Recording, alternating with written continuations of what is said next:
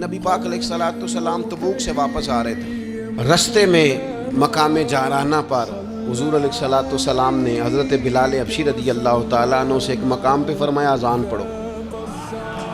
سیدنا بلال نے اذان پڑھی۔ چند نوجوان وہاں کھیل رہے تھے، ان میں سے ایک نوجوان جناب ابو معذورہ بھی تھے۔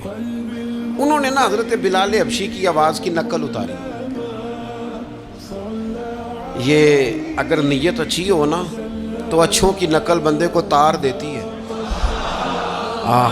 اگر نیت اچھی ہو، اگر معاذ اللہ توہین کی نیت ہو تو یہ مسئلہ خطرناک ہے۔ حضرت موسیٰ علیہ السلام کے زمانے میں ایک شخص تھا تو جناب موسیٰ کی نقل اتارتا تھا، اس کا انتقال ہو گیا تو رب کریم نے فرمایا اس لیے اسے معاف کر دیا ہے کہ ادائیں تو میرے کلیم کی اپناتا تھا، ادائیں تو میرے کلیم کی اپناتا تھا۔ حضرت بلال کی نقل اتاری تو سرکار کے کانوں میں آواز گئی۔ آپ نے صحابہ سے فرمایا بچوں کو لاؤ۔ اب جب ان کو منگوایا تو وہ دوڑ گئے۔ محبوب نے فرمایا کتنا کو دوڑو گے؟ پکڑ تو ہم نے لینا ہے۔ سب بچوں کو لے آئے، حضرت ابو معذورہ بھی ہیں۔ حضور نے فرمایا کس نے اذان کی نقل اتاری ہے؟ تو یہ بچے بڑے پکے ہوتے ہیں، اگر ایکا کر لے نا آپس میں۔ حضور نے فرمایا کس نے اذان پڑھی ہے؟ کوئی نہیں بولا۔ کریم فرمانے لگے چلو باری باری سناؤ۔ اب حضرت ابو معذورہ کی باری آئی۔ مختلف انداز میں بھی روایت مختلف جگہوں پہ موجود ہے۔ جب ان کی باری آئی انہوں نے اذان پڑھی۔ پہلے تو پڑھی تھی اپنی مرضی سے، اب پڑھی کریم رسول کی صحبت میں کھڑے ہو گئے۔ اور یار حد ہو گئی، جو نبی پاک کے سامنے کھڑا ہو کے کہے اشہد ان لا الہ الا اللہ، جو حضور کے سامنے کھڑا ہو کے کہے اشہد ان محمد رسول اللہ، پھر وہ بندہ خالی رہ جائے؟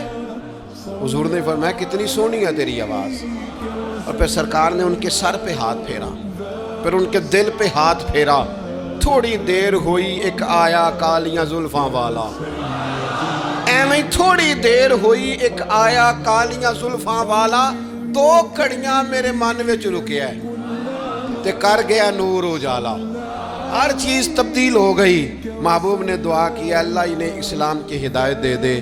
حضرت ابو معذورہ کہتے ہیں چند منٹوں میں میرا ماحول بدلا، میری تقدیر بھی بدل گئی، میں کلمہ پڑھ کے مسلمان ہو گیا۔ اب نبی پاک علیہ السلام نے کیا فرمایا؟ فرمایا کہ بلال اذان پڑھیں گے مدینہ طیبہ میں اور ابو معذورہ پڑھیں گے مکہ مکرمہ میں۔ ان کے بال اتنے بڑے تھے کہ وہ بیٹھتے تھے نا تو ان کے نیچے دب جاتے تھے۔ لوگوں نے کہا کٹواتے کیوں نہیں؟ کہنے لگے کیسے کٹواؤں؟ حضور نے دست مبارک لگایا۔